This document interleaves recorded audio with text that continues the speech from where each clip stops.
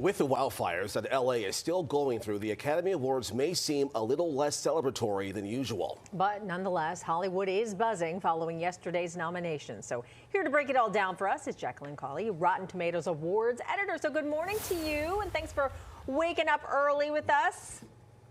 Thank you. I'm at Sundance, actually, so I'm on the mountain, but I'm excited to talk Oscars. Oh, my goodness. That's a super early wake-up call for you, then. So thank you again. Emilia Perez leads with 13 nominations. I don't think a lot of folks are surprised by that, but what awards do you think it has the best chances of winning?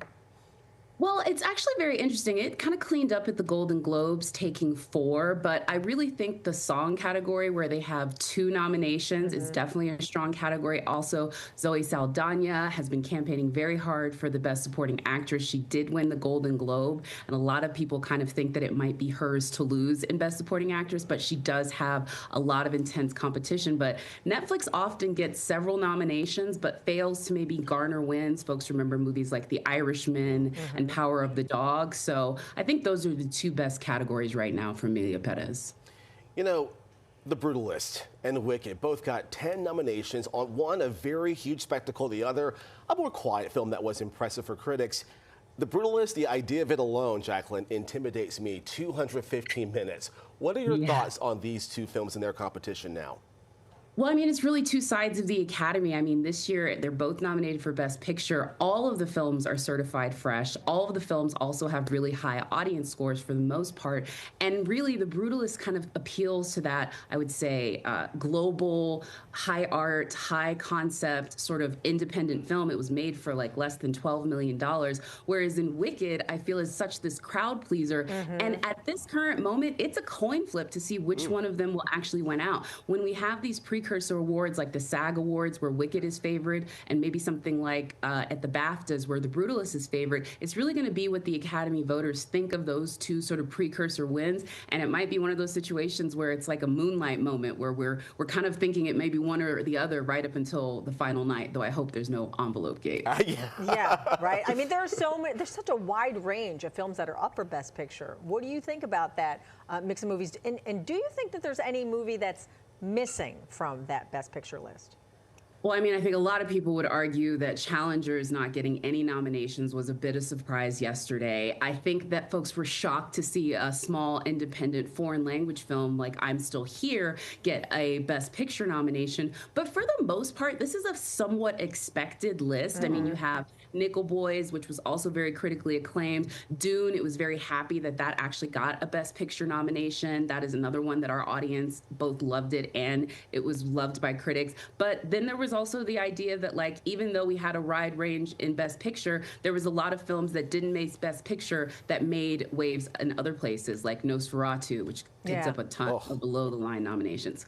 Big thing was the substance, though. I think that was the biggest surprise for maybe folks who hadn't seen that film, because the Academy typically doesn't vote for horror films, especially such a body horror film as that one. Yeah, that's crazy. Body horror, to say the least, about the substance. Let's switch gears now, go over to the leading actress category. Let's get your thoughts on the nominees, and if you think there might be room for one more actress, and if so, who would that actress be?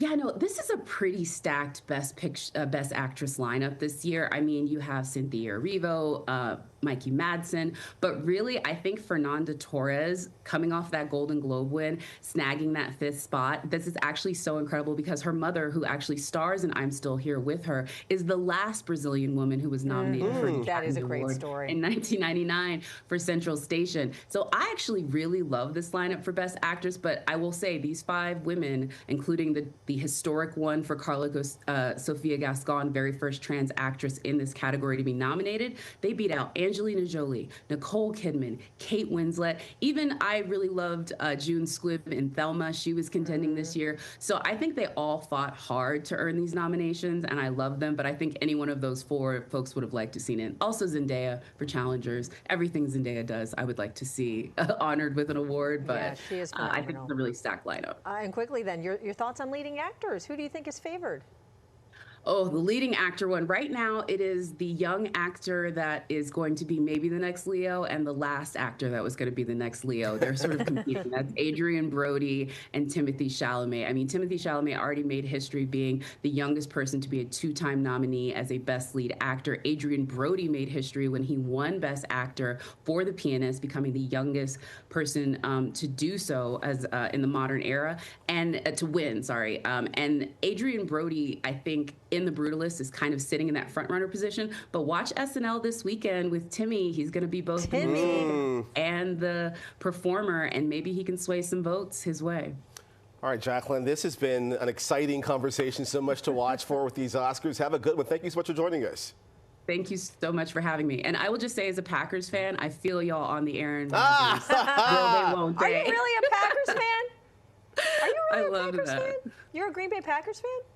I am a Green Bay Packers fan. Okay, we're going to have to talk on the break, girl. Seriously. Take it offline. We'll take it offline before I get in trouble. Thank you so much again, Jacqueline. Great to see you.